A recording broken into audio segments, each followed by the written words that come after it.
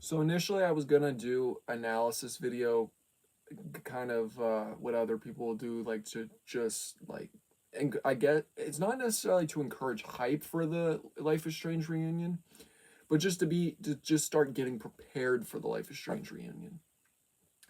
And this is actually going to be more of a response video to the one that I made about Lost Records back in 2023, saying that, oh, don't put your hope in Deck 9 and Square Enix. Uh, Instead, support Don't Nod and buy Lost Records. I initially thought those games were better than how I view them now, and I'm gonna take that approach and going into it more like with the Life is Strange reunion in a more pessimistic approach. And that we'll just jump into the last double exposure. So with double exposure, I at the time I got into Life is Strange really for the first time. I did play the first game, but I didn't remember any of it. So I was going into these games with really nothing. And I absolutely love the first game, and I love Before the Storm a little bit more than the first game. Hot take, I know. I hated True Colors, but I didn't play Life is Strange 2. So I was a little bit annoyed just by the fact that they decide to, and some people even thought that Double Exposure was a remake. With just the fact that they decided to do a murder mystery, which we did a murder mystery in True Colors, and technically, I guess the first game is considered a murder mystery. But like, and our what we've gathered from that is that Square Enix and Deck Nine only associate Life is Strange as like a murder mystery with sci-fi elements to it, which is not the case at all.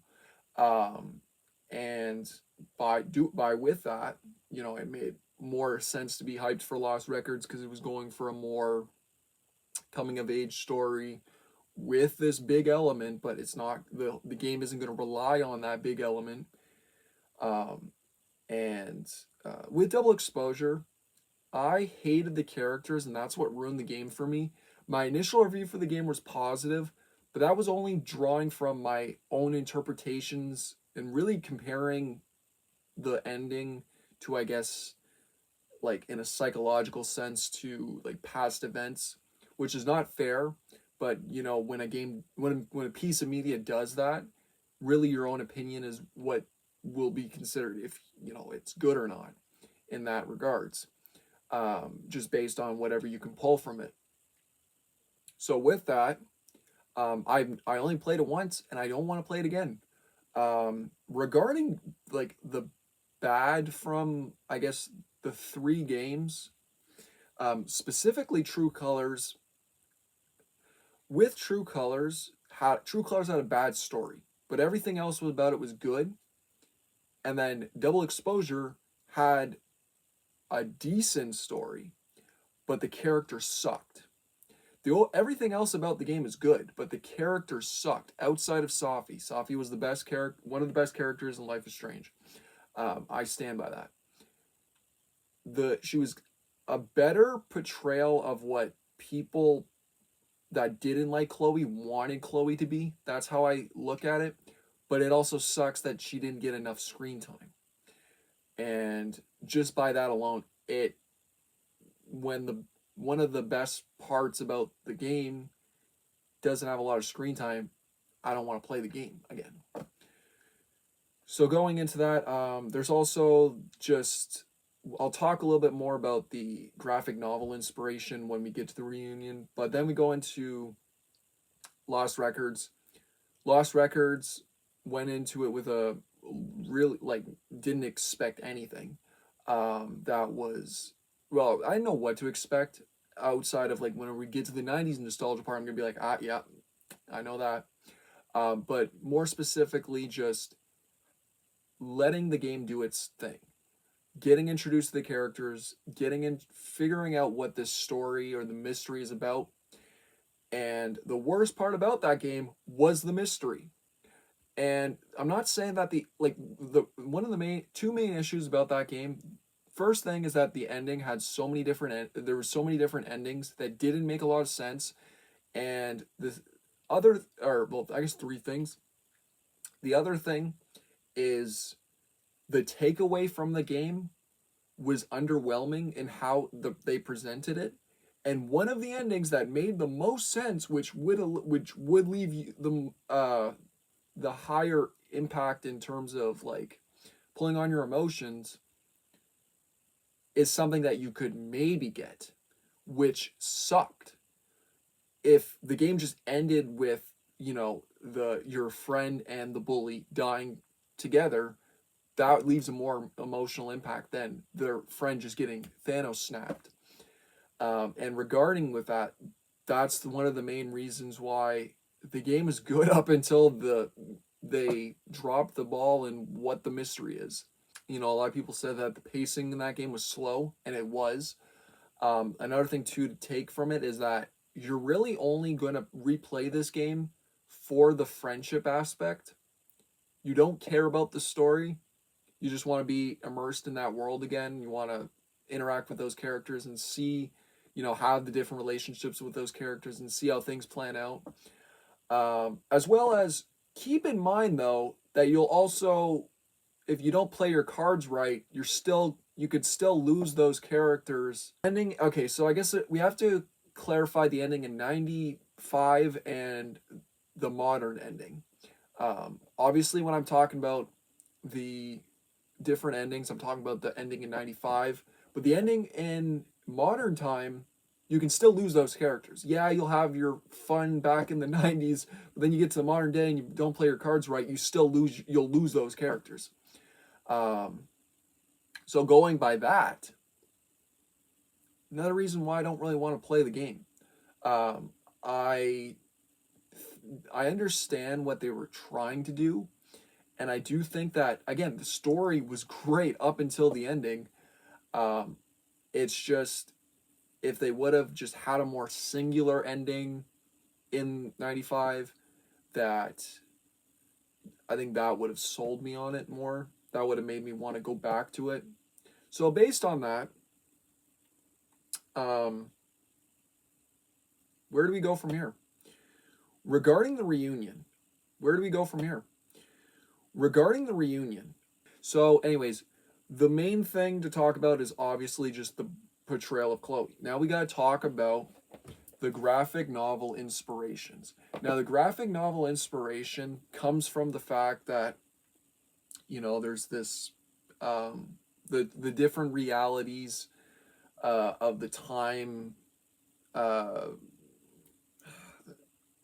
trying to think of not the butterfly effect, chaos theory.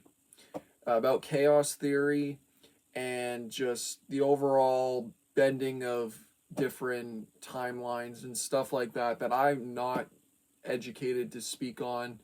But I've watched Rick and Morty, so I'm going to try to pull from that. Anyways, regarding that, there's within the following the graphic novels, there's that introduction into double exposure about the different timelines. The timeline where Sophie is alive and the timeline where Sophie's dead. And the timeline where Chloe, I guess, starts to hear Max's voice, which again, from the graphic novel series. The important thing to take away from this is how they are using the graphic novel series, and the graphic novel series is good. But hopefully that the ending of Double Exposure, like the actual ending, where will Max Caulfield return, that ending I'm talking about, how exactly that is going to be portrayed in the reunion. Because I don't want it to be portrayed in the reunion. I want the overall nature from the graphic novel series to be represented into the reunion. I think that's what they're going for. Hopefully that's what they're doing. I mentioned it in the comments, but it seems like not a lot of other people are mentioning it. Even though I mentioned it in the Double Exposure that they're clearly drawing inspiration from the graphic novel series. I am optimistic in that regards, but also, you know, they fumbled the bag with Double Exposure, so the main thing that I'm not exactly, excited about is the fact that we still have characters from Double Exposure that are in the game that are probably going to be still dead weight. Hopefully, there's new characters that are better than those characters, or hopefully, these characters have better writers in that regards. I really do hope, because for me, I do think that that will probably be the saving grace in regards of the double exposure aspect. Now, Chloe in general isn't a bad thing to come back, considering that I read the graphic novel series, and if it's done with taste, it can be good. That they will treat the overall relationship with Max and Chloe. Hopefully, considering that they're more mature, I do hope that they will be using the decisions to the best of their ability, in terms of making an impact of how that plays out in this new story. And the main thing that I want from the game specifically is to not have really any filler, boring, or cringy moments from Double Exposure in this game. That is really all I want. I do hope, I don't know necessarily about the team, but I do hope that there'll be more of an effort put into this game than Double Exposure, because Double Exposure, it felt like there was a lot of, there could have been a lot more added to it to make the university feel more alive and give more depth to the characters. I do hope that that is fleshed out in this game. Hopefully, it's gonna be like it's gonna be like the sequel that you expect to improve on the faults of the previous game. That's what I'm hoping. Now, the one thing that I don't think a lot of people are considering, and that is, are they going to pull the same shit? Are they going to have a stupid priced edition to get to play early, to avoid spoilers? I think so. But I do know that the fan base is getting smarter just by, what they've experienced with. There was a lot of tension and a lot of rage about that. So it's really going to be up to whether Square Enix and Deck 9 decide to play it safe or not, and really Square Enix, whether they decide to play it safe or not. Otherwise, they could really shoot themselves in the foot.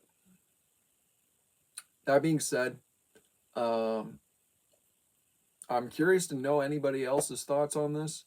I will definitely be covering the game whenever it's out. Oh, that's another thing too. The release date's a little bit too soon, so that's another reason to be concerned. But outside of that, we'll get there when we get there. I don't encourage everybody to, do what they did back with Double Exposure and replay the games, because you'll probably be active. That's another thing too. By doing that, you will probably be more disappointed by comparing the two, but unless you didn't play them. But if you did play them and going back to play them and then playing this, I know some people are now having to play Double Exposure to understand the whole timeline thing. The main thing is you gotta read these. This will be more impactful and more, this will give you more hope than playing Double Exposure, into going into this reunion with better or higher or lower expectations.